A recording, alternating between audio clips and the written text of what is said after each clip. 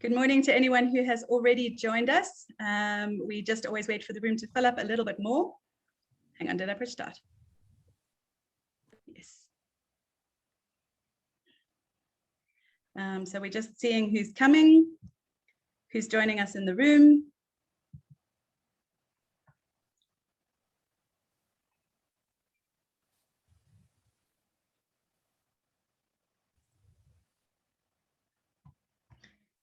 Welcome to everyone who's joined us so far. I can see the numbers are going up. It would be great if you could introduce yourselves. Please look at the where you introduce yourselves in the chat. Please could you select the all panelists and attendees option, not all panelists, so that we can have a conversation among the community and not just among us and you. Welcome everybody, it's good to have you here. I'm just giving you a few more minutes for the room to fill up. It's a lovely warm day in Johannesburg. I think that the Cape Town people are probably also having the last of their summer weather, so we're all enjoying that. I see Judith has said good morning to everyone. She used all panelists and attendees so everybody can see her note. I see people are starting to fill up. Great to have you all with us this morning.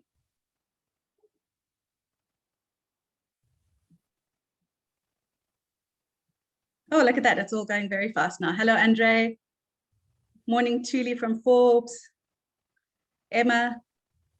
Great to see all of you commenting and using panelists and attendees. So please remember to use panelists and attendees so that everybody can see your comments.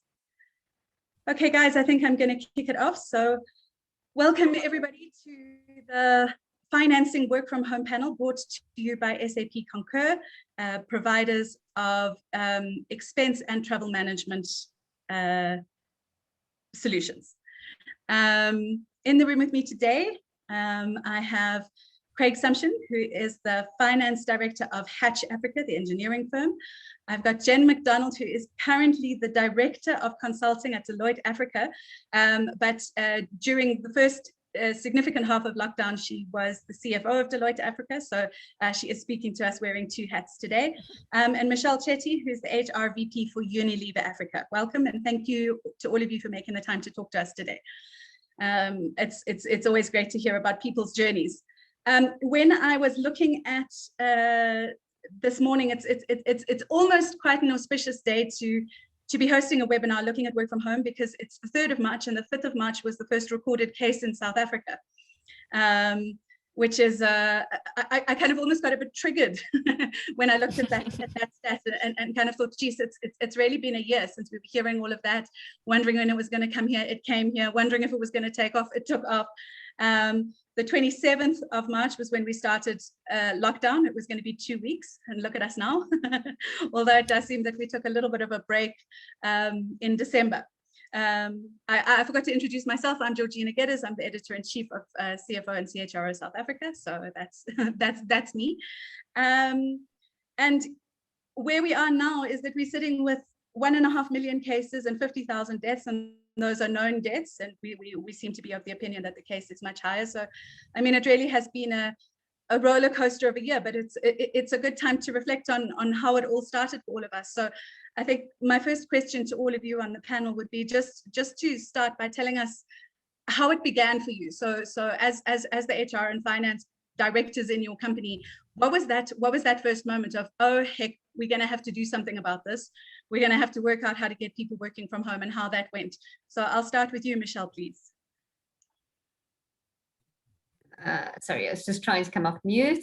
Hi everyone, great to be here. Yeah, I mean, we were having the same thought, Georgina. It's been a year, and I recall the day we actually made the call to send all employees globally. It was a call made by Alan Jope, our CEO, saying, you know, we will globally go and work from home. And it was the 16th of March for us that we all actually went working from home. And I remember we got the message on the Thursday, and the Unilever South Africa team were all up and running, 100% of us from the office working from home by the Monday.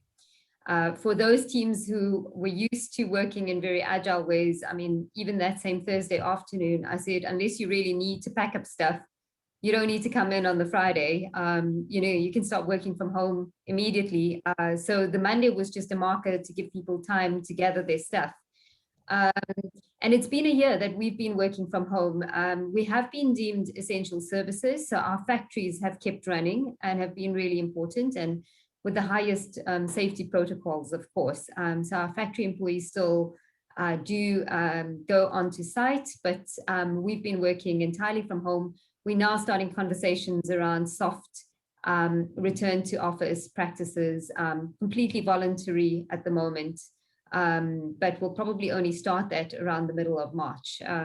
So that's kind of how it started for us. And it's been actually, it was incredibly seamless. And we'll talk a little bit more about what we did to make our employees comfortable. Okay, great. Thanks, Michelle. And you, Craig? Good morning, everyone. Look how efficiently you came off mute. You came off mute really well.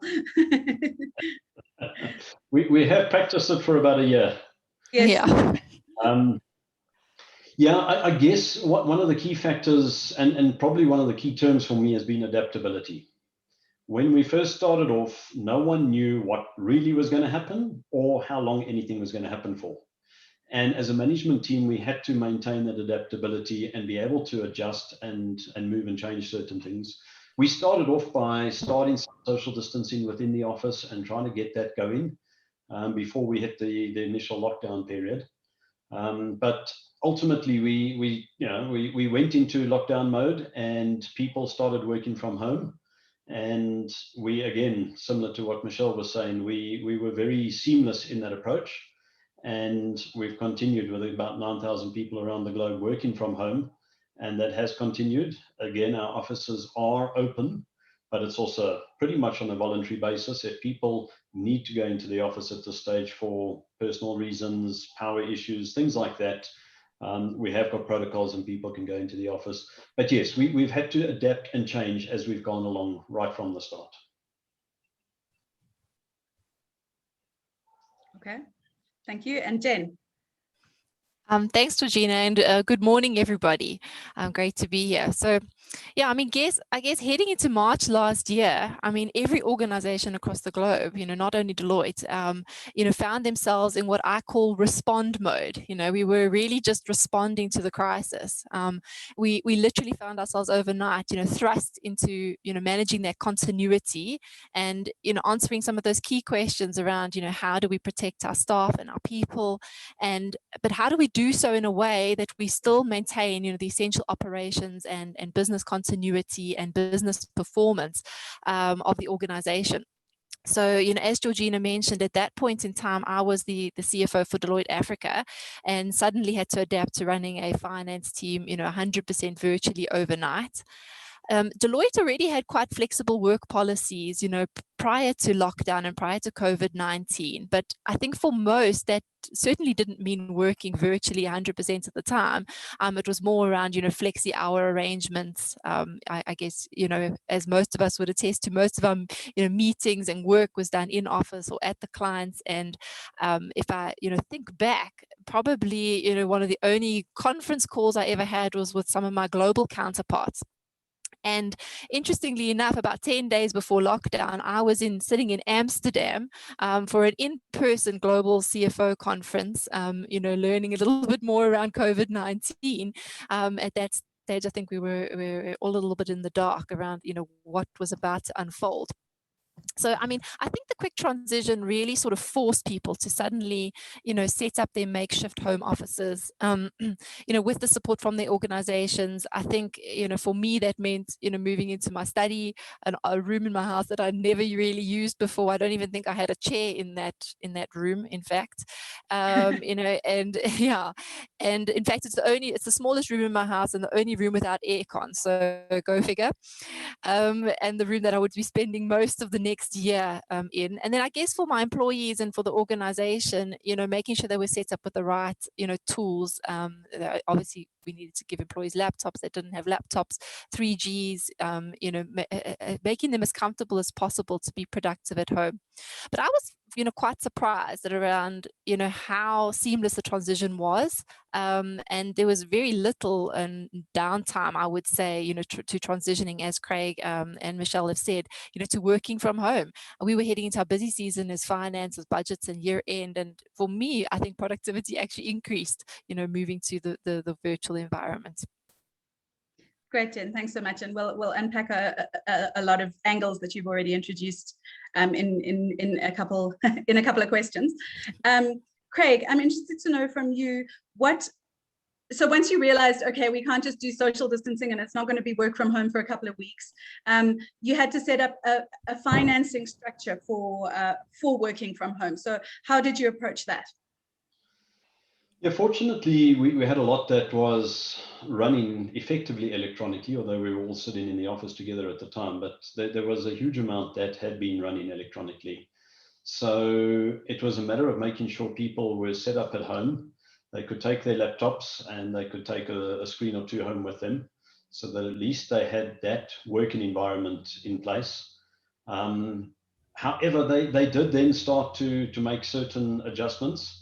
Everyone in the team had to figure out how they were going to change some of their processes. Our accounts payable team was still relatively paper-based and were printing out lots and lots and lots.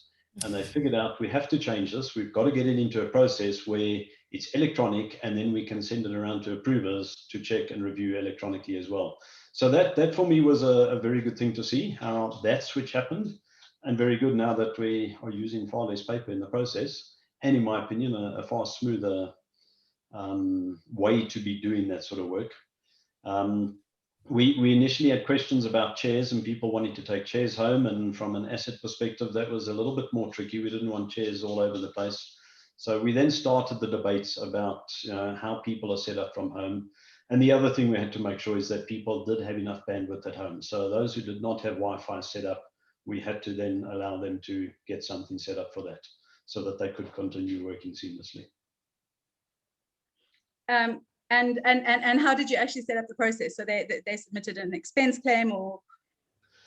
Yeah, so once we finally went down that road, we were fortunate. We had started working on Concur in the end of 2018. So we switched from a paper-based expense claim system to Concur, which is very nice and electronic, and it made a lot easier for people to get on and to submit their expense claims. So they then went out and purchased certain things, and they then submitted on an expense claim process back to us. So that also was very, very smooth, very seamless, even for those who hadn't used Concur. Concur was used by our travelers mainly because they were the ones out and about submitting expense claims. Suddenly we had the whole business that needed to figure out what to do and how to do. But people managed to do that very easily. And I think that in your prep call, you mentioned that you personally approved every request that came through. You wanted a handle on that. So yeah, when we went down the road of allowing people to purchase things, we set a limit as to how much they could spend. We gave them guidelines as to what they could spend on. And then to make sure that that was consistent, I ended up approving all of those expense claims across our region. So yeah, that was hefty, it was painful, but it was a better option to make sure that we had that consistency in what people were claiming and we didn't have things all over the place. We had to make sure people were doing it for their home office requirements and that it made sense to claim on that. And did you get any completely bizarre claims? I guess not over the top bizarre, as I have read in one or two places. One of the more challenging ones at the start, we had a number of people wanting to claim gaming chairs as opposed to a normal office chair, because gaming chair was far more useful to them, not only for working, but for their gaming pursuits after hours. So we had to have a debate around that to see whether that was reasonable and whether we should be looking to allow those aspects. We also, the other tricky part was, if people were going to buy something for their home office, that was okay, that was there. But being in an engineering company, we had people who wanted to go and buy a whole load of raw materials to build their desk at home and to make certain things. And that wasn't quite as simple or quite as easy to be looking at raw materials that they want to purchase as opposed to purchasing a desk, purchasing chair, things like that. Yeah. So yeah, not radically bizarre. And I guess probably the most common aspect was the inverter that people decided they wanted to now just make sure that they had power at home to keep going. Yeah, I think we've all realized we need those in the last year. So Mechell, I know that chairs also featured in your strategy. Can you talk us through how you approached it with your staff? Yeah, I mean, I think, Georgina, the first bit was getting people to be safe. That was the first thing, not even to work. We didn't even pressurize people to work in those first couple of days. We just said, get home and be safe. And one of the very first things we worked on actually was an employee health app. So employees could actually tell us through an app how they were doing for the day. And if they answered no to any of the questions, it would alert our occupational health team immediately to just check in on them if they were experiencing any symptoms or, had a fever or just overall their wellness wasn't well. So I think that was really important that we kicked that off really quickly. I think the second thing then came, how many people had the tools to actually work from home comfortably. Laptops were not a problem at all. I think over 90% of our people already had laptops. And so that was quickly sorted within a week. We then found a small percentage of people needing access to data, and we did it, like Craig said, through initially an expense claim. We then have moved over to kind of an allowance for people, which we're actually progressing into starting to talk about everyone getting a work from home allowance, which means then you upgrade your own technology. We're going into the future, but we've trialed the group that didn't have access to 3G cards and Wi-Fi at home. They were then allowed to access this allowance, which we're now looking to scale longer term to all employees, actually. And then some employees did raise with us, look, I haven't bought a desk, I don't have a chair, and I'm in that process. And I don't think our employees expected Unilever to fund their chairs and desks. We never got that kind of, people were using their dining room tables, they were using anything and everything, fold up chairs. I worked on a folding table for the first month. But we did realize that actually, if we didn't do something about the chairs, because we have really ergonomically designed chairs, and if you were sitting at that one chair for in excess of 8-9 hours in a day, longer term, we're going to have an issue. So we actually gave all our employees access to their own chairs through an asset register and a drive-through pickup route. So they would book it online. There would be an asset register tagged, and they would be given a date where they could come through a drive-through process and pick up their chair that was already tagged and put in the boot without them having to even come out of their vehicles. And I think, that went a long way in terms of employee sentiment and engagement and care for our employees. We have about, of the total 1,300 employees, we had an uptake initially of only 300. And since then to now, another 300 have come forward. So roughly about 600 people have taken us up on that option of taking their chairs home. And that's 600 out of how many? Out of 1,300. Okay, so almost half. Half of the population have really found benefits in doing that. Yeah. Okay, right. That's great, Mechell, and we'll get to more angles on that later. Jen, you were in the interesting position of having just completed or being in the process of completing a massive finance transformation project at Deloitte Africa, which I'm sure took a lot of work and certainly more work than was needed to just get your staff working from home.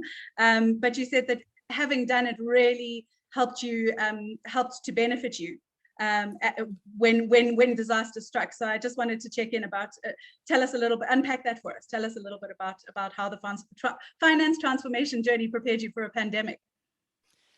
Yeah, thanks, Georgina. I guess, yeah, we were lucky in a sense that we had just come through a big finance transformation. But what was key about the finance transformation was it was actually supported by an Africa-wide digital and ERP transformation program.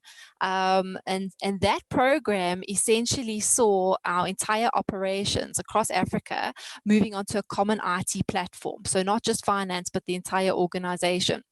And it actually involved moving our finance and most of our systems onto S/4HANA public cloud. And then we had selected a suite of SAP solutions. I know Craig mentioned Concur, and Concur was in the mix as well. To actually support our end-to-end business processes. Now, that new platform essentially, enabled our new finance service delivery model. We had moved, to an Africa Finance shared service center to support the organization. And many of our previously, very manual-based processes were suddenly digitized, and many of the finance processes were suddenly automated. So, in hindsight, having done that just before, the lockdown really, set us in good stead to manage, the virtual environment better. We went live on that new platform in July 2019 for Southern Africa, and then in October 2019 for our East Africa and our West Africa practices. So we were only a couple of months in before, lockdown hit and working from home became the new norm. But, it certainly made that transition, to work from home a lot easier. And Craig, I liked your example around, the expense claims, because, a simple example for us was exactly the same thing.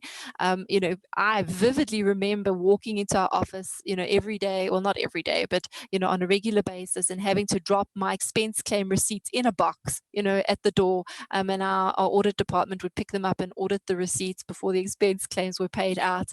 And that clearly was never going to work in a lockdown environment. But I guess moving to something like Concur, fully digitized process, online, our accounts payable department also, we already, we had fully moved to a digital, paperless based way of working.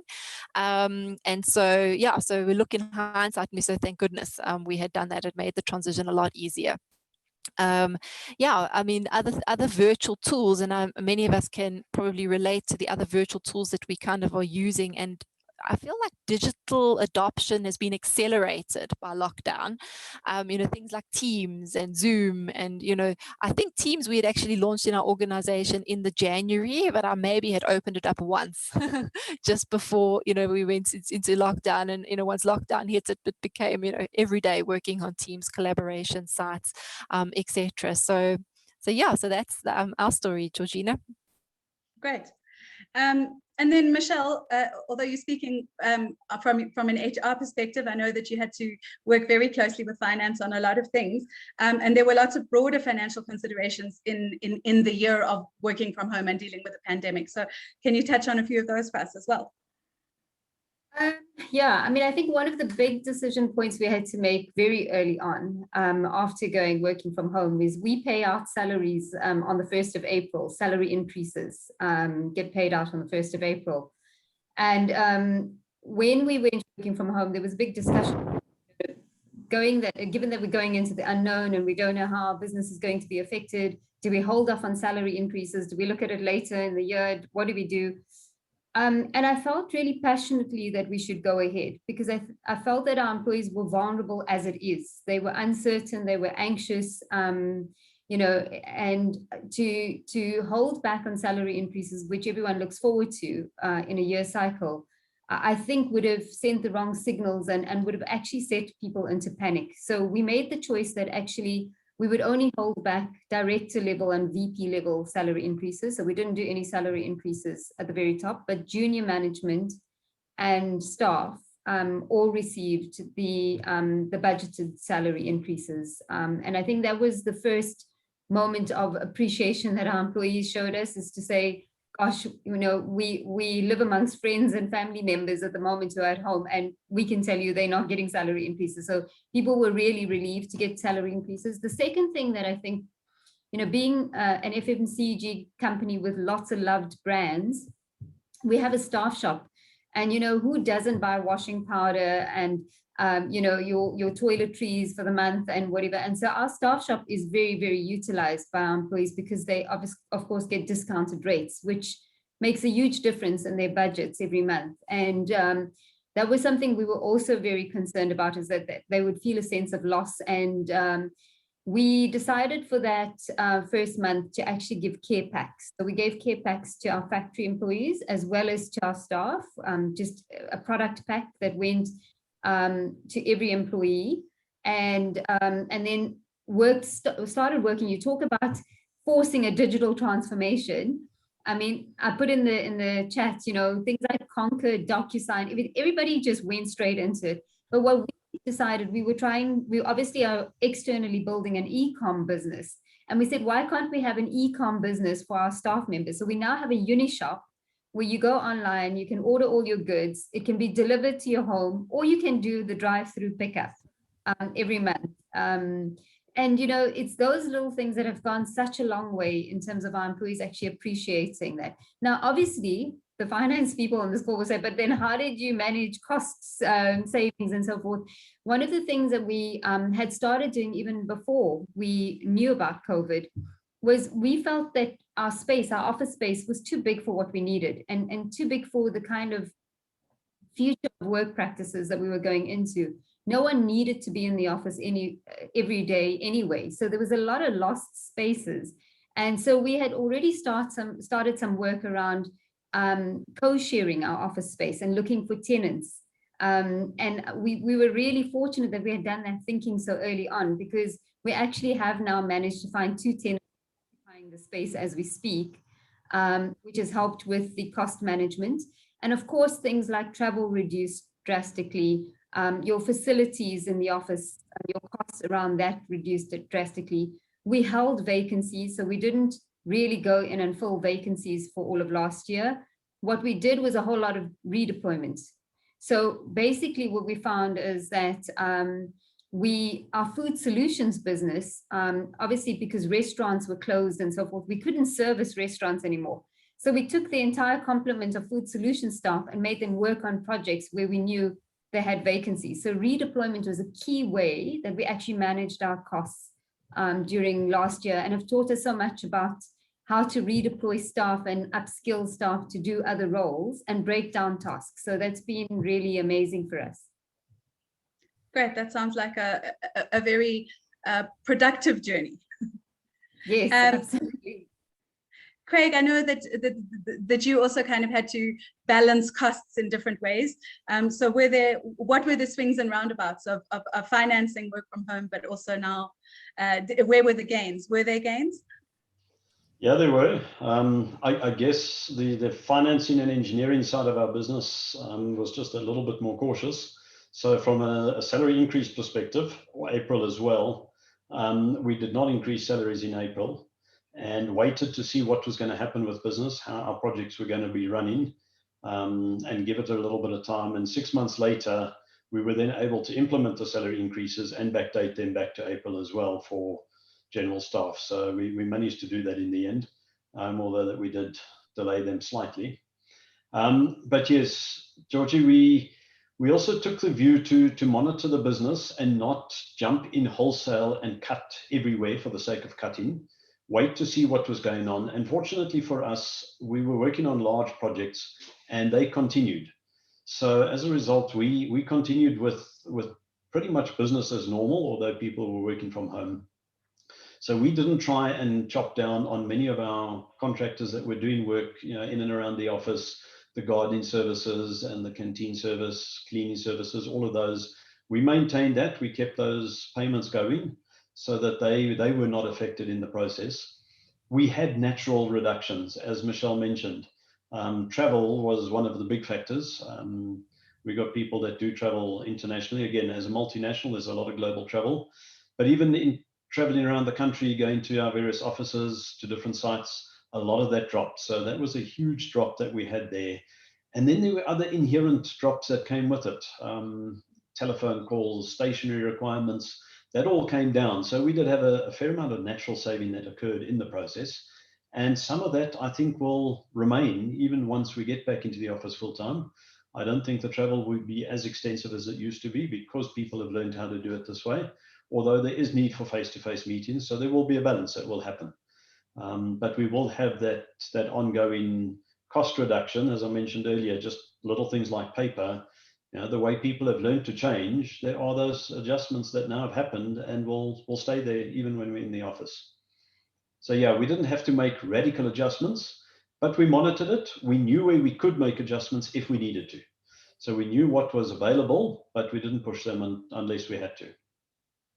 Good.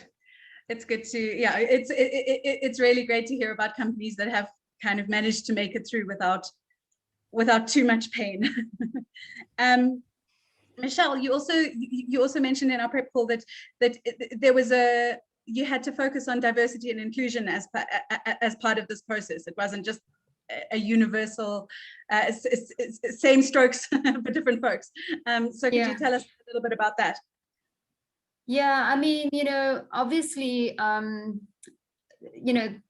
health and well-being of our employees was paramount, and it started with physical health and well-being. It started going into the space of mental well-being. How are people feeling in the home environment? The complexities of navigating young children at home, possibly being in extended family situations and not having a decent workspace to actually concentrate for a full day. We even, one of our brands stands for, raising our voices against domestic violence. So JOCO is a key brand for that. And, we have a policy at Unilever that supports women who may be subjected to domestic violence. And we were concerned during that time, if you had heard the president's speech, that he was very concerned about what lockdown might be doing to exacerbate domestic violence.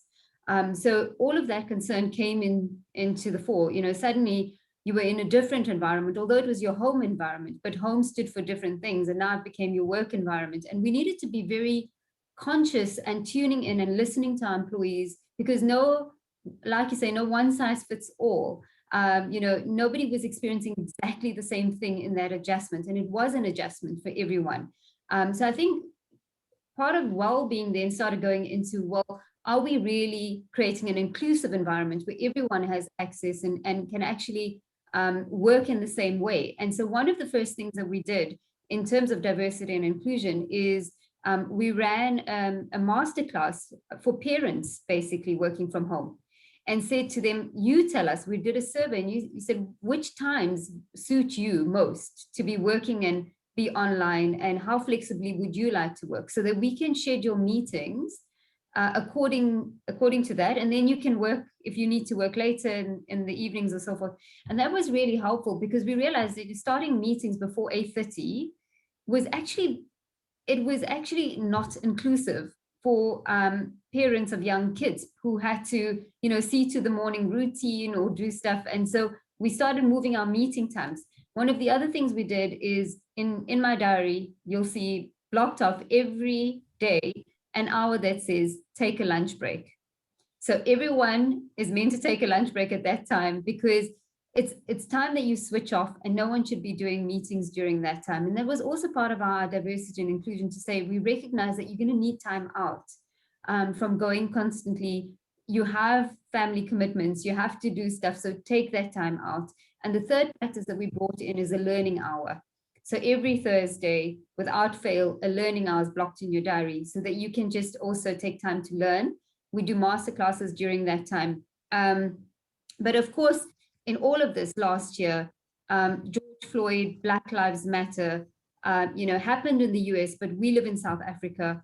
And of course, the conversation was rampant again around whether companies are doing enough, whether our representation is enough. And we took that really seriously on board and said, we're not only dealing with COVID, we're dealing with societal shifts and change. And we should use this opportunity and the momentum that we've got to look at our own house and say, are we doing enough to be inclusive, representative? And we've been doing a whole number of culture initiatives, looking at our appointment processes, and we've made, and I can do a whole talk on just what we've done around diversity and inclusion.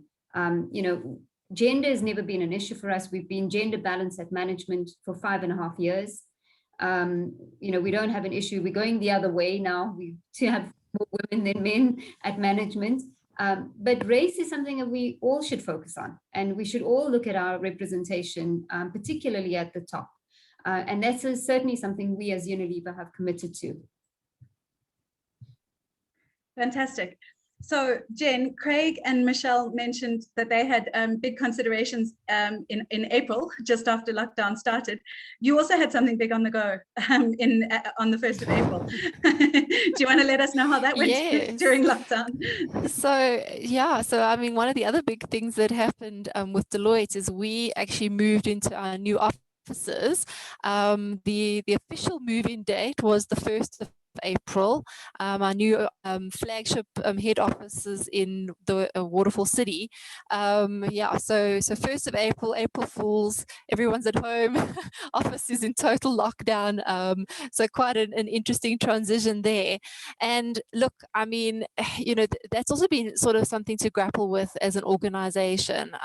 You know, when you're making the decision to build a flagship office like that, you know, 4 years ago, who could predict, you know, where we would be now, you know, with kind of the virtual home environments. And I mean, the offices there are absolutely unbelievable, amazing. They are really set up, you know, for employees and for productivity and for collaboration, and, you know, really are there to actually optimize the way our workforce, you know, works and works together. So, I mean, looking into the future, you know, and considering that sort of office space that's there, I mean, the office has largely been either partially open or closed, you know, during the last year, and no one's forced to go to the office. I guess it's optional, you know, if you've got meetings or sessions that you need to have, or just need to get away and get into a different environment. But look, I think moving forward, I think the office still has a place, and especially when, you know, you're wanting to collaborate and you're wanting to, you know, do certain things. We've got an amazing greenhouse where we have client sessions, you know, in that space, and nothing really replaces that face-to-face, you know, interaction and the conversations that you can have, you know, not only in the meeting but also outside of the meeting. So yeah, so I hope to see, for me personally, I'm looking forward to going back to the office and almost, you know, adapting a hybrid approach, you know, where, you know, the office is used for the things that it will accelerate, and the home is used for, you know, other things that it would support to accelerate. So yeah. Yeah, I mean, it's certainly hilarious to move offices when you're not at them. Exactly. More broadly speaking, this past year, you've learned a lot from your finance transformation and really lived the future of work. So what does this mean? I mean, you've already sort of touched on your kind of idea of a hybrid vision, but what does this mean for both Deloitte and your clients in the future? Yep. So Michelle, I think that's a really sorry, Georgina, that's a really interesting question.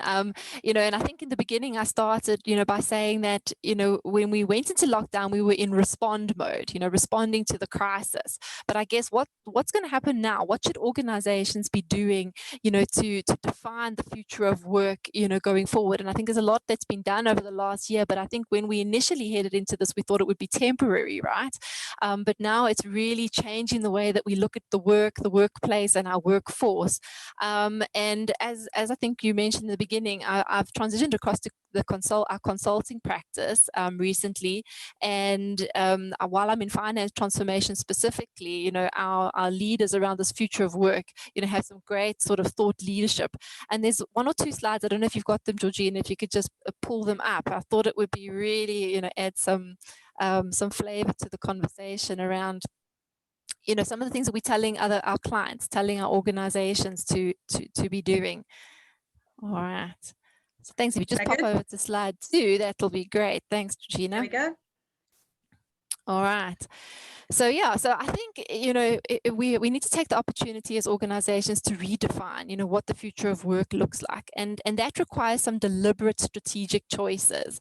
So, you know, on the far side, I said we were in respond, but then there needs to be a pause and kind of a reset. You know, we need to reopen the discussions around what does the future of work look like, you know, not in a temporary state, but in a more permanent state. And you know, in the recover phase, which is in the center of the screen there, you know, we've so many lessons that we've learned from working from home and by adapting to sort of virtual work. And there's so many, you know, good things that we've learned that we should be taking into the future, like into the permanent phase. So as an organization, you know, you need to decide what you want to adapt, what you want to adopt, and what you want to accelerate, you know, from those lessons learned, you know, in the respond phase. And, reopening that conversation really, poses a number of questions. And on the other side of the screen, there's some questions that an organization needs to answer. What is your talent strategy and your talent agenda? What is your technology agenda? Do you have, the right technology to support, your processes and the ways of working that you'd like to adopt for the future? Place is an interesting one because, are the right people working in the right place for enterprise success? And that also depends on the nature of the work, right? I think, our medical staff, they have to work at the hospital, and that's the right place for their work, but that's not the same for all organizations. And unpacking, that and where that makes sense is a good thing to do. And then your space, and your space could be your office, it could be your home. Is that real estate base and that working environment set up to maximize your productivity? Kind of all those things working together, should take you into kind of the new normal, for the future. So it is worth pausing, answering those questions and defining the future. And then I know the topic of the conversation, Georgina, is, financing work from home, right? So if you just flip to the next slide, I thought it'd be useful to share some, thoughts around the costs and the benefits of working from home. So, virtual or hybrid ways of working are often seen to benefit the employee and not necessarily the employer. And so, there's a couple of points on the screen that really just show, what are the benefits to the company and some of the benefits to the workforce. I think we've spoken around real estate and real estate, cost savings. There is an opportunity to downsize and divest, in real estate. I think for, although having said that, it's not really there's not a huge market to take up real estate at this point in time, so I'm not sure you're going to divest it too. The other thing is, labor cost savings. So, early research actually shows that, as much of that employees are willing to give up as much as 10% of their compensation to actually have, more flexible working arrangements, which is an interesting perspective. Also, for an organization, access to new talent pool, it's a much broader sort of talent pool that you can access that you previously were not maybe unable to access, that you could now under a virtual working environment. Increased engagement. Employees are saying that, there's as much as 30% increase in productivity and reduced employee turnover just, by having more flexibility. And then I think reduced emissions. So our carbon footprint, across the world, less traveling, less commuting, I guess there's value in that to an organization and to the world as well. And then for employees themselves, the workforce, the enhanced flexibility, I think goes without saying, personal cost savings, less travel costs, clothing, meals, childcare expenses, there's potentially, those cost savings that can finance, the working from home. Improved inclusion. I mean, we look at, gender equality in the workplace. Working from home does definitely open up, as I said, that whole new sort of market. Maybe moms that are, want to work from home, previously didn't have the option to do so, potentially can re-enter the workforce, and we have access to that talent pool. Productivity, my personal view on this is that productivity increased with working from home, and an increased well-being. But I think the increased well-being can come with other things like mental health issues, and being in the sort of constant you work and you live and you eat and you do everything in the same place. So I think there are some mental health considerations as well. But generally, people are saying that their well-being has increased since working from home. So those were just some insights that I wanted to share with the community. Unmuted. Thanks so much, Jen. And I know that Michelle also had some similar thoughts to share on the future of the workplace. So let's take it over to you, Michelle. Yeah, I mean, I think very, very similar to Jen. We have to reimagine the workplace, right? It's not just about whether it's going to be at home or whether it's going to be in the office. It's actually how we work and how we collaborate, how we interact, how we get the best out of every single employee during this time. And, I think our ethos has always been around saying that we need to value the people who are already on our books, who are already working with us, and we really need to keep them engaged, because there is a cost of losing your talent.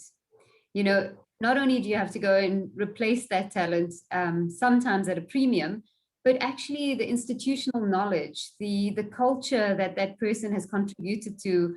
So losing your talent for us is not an option. You know, we want to keep our talent, keep them productive and keep them happy. And so I just, you know, want to keep that at the back of your mind to say, sometimes we don't account for what a loss of talent can actually mean in our books.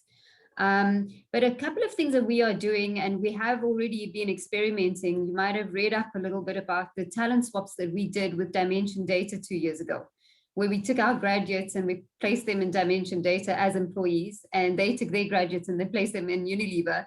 And we treated them as employees for a full 30 days, in fact, 60 days, because we did 2 versions of it. So for 60 days, we did this experiment and said, right, you're one of us, we'll give you a piece of work, you learn. And what was in it for us as Unilever, we wanted to see how the more tech kind of companies worked in an agile, and I'm talking now about agile methodology, not agile working from home kind of thing, agile methodology. And they wanted to see how companies who have a strong purpose and are centered by purpose, you know, how we benefit from that. And it was an awesome learning experience. We're now talking to Vodacom, who are very keen to do the same with us. And my provocation is, if it's a non-compete business, why would you be afraid to use talent differently and then get them back? And if you really have a great proposition in your business, talent will come back. They will come back to you. So don't worry about the loss that you're experiencing. We're experimenting also with, we run a youth employability platform called Level Up.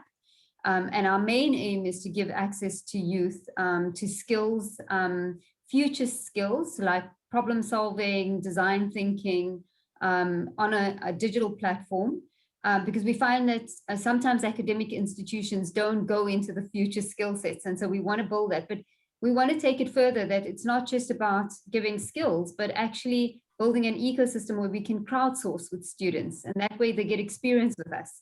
So instead of, we did our Axe brand recently, instead of going to agencies that would have cost us about in the region of 750,000 to get consumer insights around the brand, we actually use students on campus, and we crowdsourced with them their insights, and we did a very successful campaign. And for them, it meant that they had an experience, a work experience that they could talk about. And for us, we saved 750K and can keep in touch with them. So I think we're looking at new employment models all the time, how we work into the future. Every employee at Unilever today has access to what we call Flex. Flex is a digital platform where I could put out a piece of work that I'm responsible for. So let's say I want to introduce a mentoring program at a certain level. I can say I'm looking for a team to work with me on this mentoring program, and someone in Brazil can help me, and they get onto my Scrum team and we work together. So people can get different experiences. So you might be in finance, but you might say I have 10% of my time that I can allocate to a sales project. And that's how we want to future fit our talent, is that they don't have to stay in their traditional job descriptions, their traditional functions.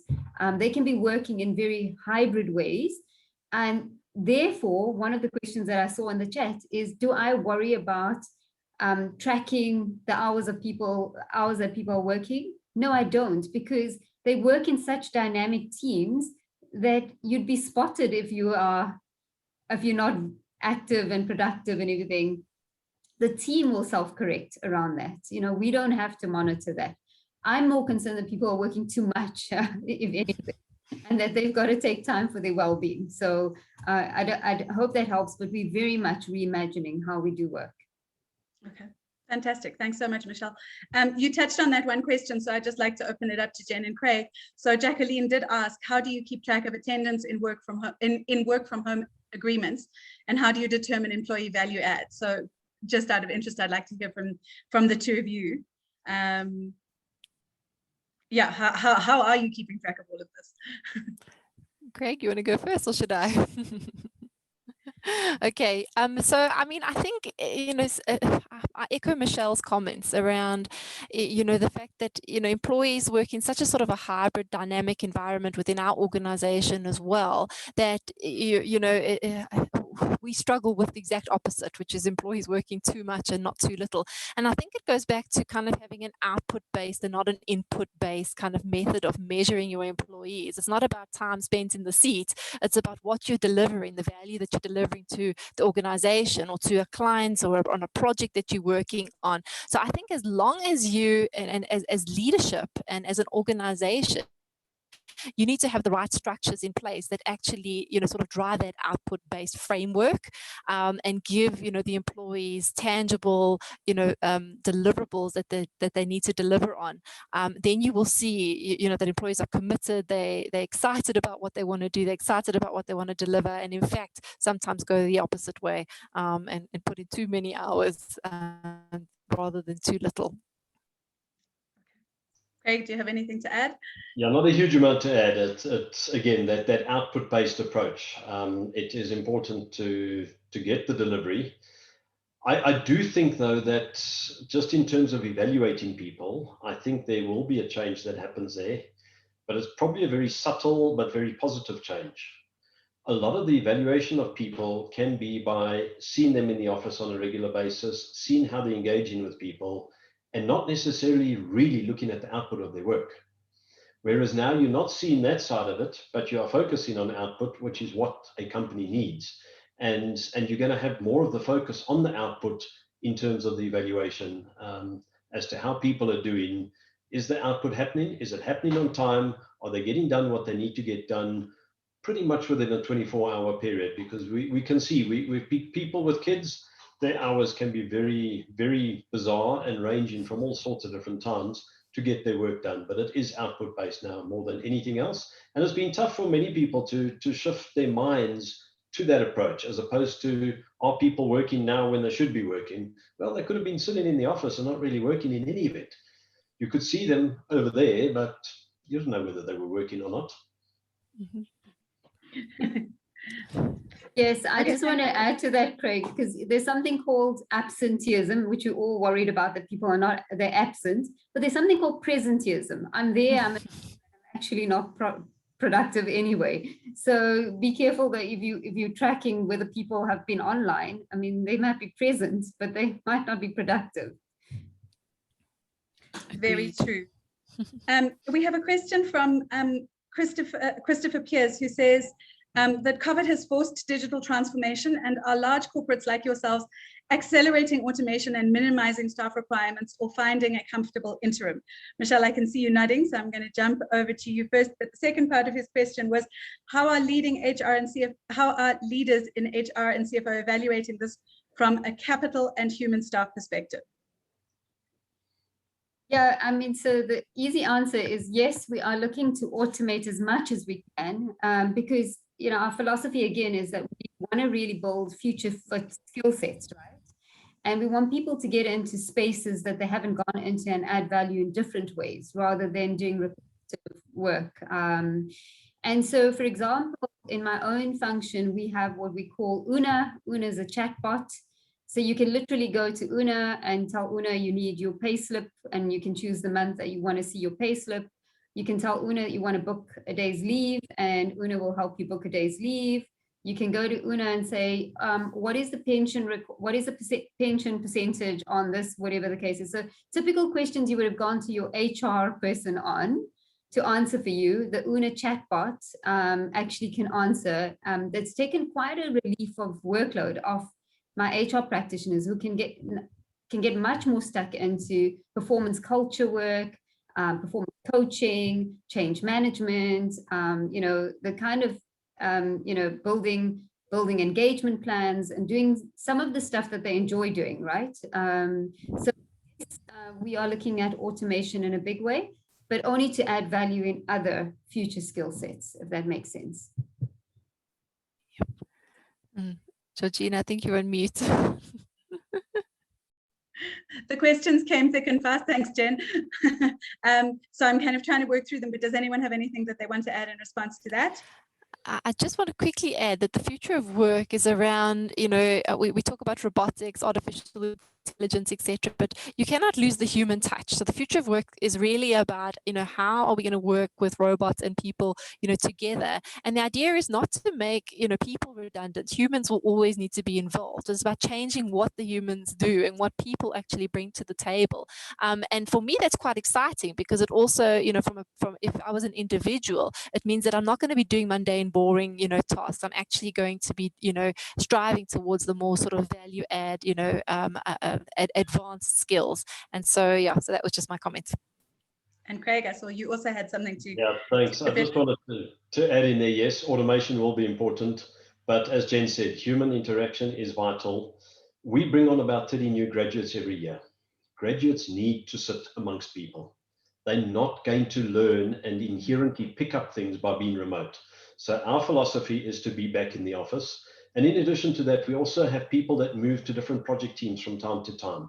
And there's part of being a part of a project team, and you're not going to get that same feeling being remote. You'll get a lot more of it by interacting with people. So I think it depends on certain businesses, but our approach is we need to be back in the office, graduates and that learning process being one of the key factors.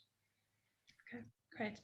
And this kind of ties into that, and it's a question I've seen coming up quite a lot in these new workplace discussions, and that's the one of trust. So Penny Mazibuko says, it goes without saying that a higher level of trust is needed between manager and employee. So my question is, how has performance evaluation changed in your spaces? So that's an interesting one. I don't know, is there anyone who wants to jump on it, or should I just go around again? I'm happy to jump in a little bit here. The first thing that I always say when I do talks like this, I've used a word that I've come up with, which is called the paradox. And the performance paradox is that actually the more flexibility, the more kindness, the more trust, the more compassion you show to your employees, the higher the productivity. Because my fundamental belief is that if you start with compassion and kindness, no one's going to want to let you down. They're going to want to deliver, and they're going to want to deliver at a high quality. They may not be able to do it in that moment because they're going through something that requires the compassion and kindness from you, but they will make up for it, and they will more than make up for it in most cases. I don't believe there's anyone who wakes up in the morning, looks themselves in the mirror and says, I want to fail today, or I want to do a really bad job today. I don't think we're not wired that way as human beings. We have a need to have meaning, we have a need to drive to our full potential. So if you start as a leader from that basis and say, how do you tap into that potential and that desire to want to do more, you'll find you'll never have to worry about somebody's productivity. And the second thing that has to happen is that you have to be absolutely crystal clear about what your strategic intent is, what are you trying to achieve, and what success will look like.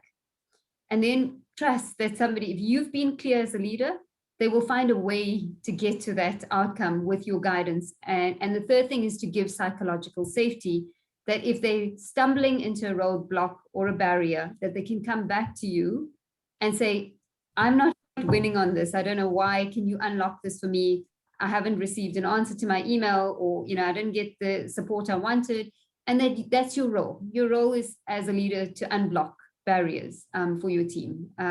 So I think if I start off that premise, then I say, what have we been doing? We really set in motion flexible goals. So we used to have the 3+1, like every year you set 3 goals and 1 development goal, and it's an annual thing. And the whole year you work at those 3 goals plus the 1 development goal. And we said the world doesn't work like that. We're changing so fast. So we do flex goals. So you can literally set one of your goals could be a monthly goal. It's going to be done in 1 month. Another goal could be set for 7 months, and another goal could be set for 3 months. And we do flex reporting, and it's a system that actually gives direct feedback, and you can call on different people to give you feedback, not only your line manager, and it all gets tracked on the system. So basically, that's kind of how we are looking at the world of performance changing. Many more stakeholders involved in your performance, many more stakeholders involved in your success. Okay, that's great, Mechell. Thank you so much to our panelists. You've really given, I think, fantastic insights, and I can see from comments in the chats that people have really found their time with us today valuable. People are asking for the recording. We will send that out within 24 hours. So if you want to revisit, you can. So thank you very, very much for spending your time with us today. I'm just going to do a quick highlight of upcoming events that we have. This is what we've just done. Next, we have Sage's Insights on the 2021 budget. That's on the 4th of March. And then we have the Tech Savvy CFOs Changing the Game on the 11th of March. So I encourage you all to visit cfo.co.za/events to sign up for upcoming webinars. I'd also like to encourage all of you to please join us for the Finance Indaba Online and the HR Indaba Online. HR Indaba Online is on the 30th of March and Finance Indaba is on the 31st of March. You can find us easily with a quick Google search. So we hope to see all of you there. Thank you once again to everybody for your time. Thanks to all the attendees and to SAP Concur for making this webinar possible. Have a great second year of lockdown. Cheers, everyone. Thank you. Thanks, everyone. Bye.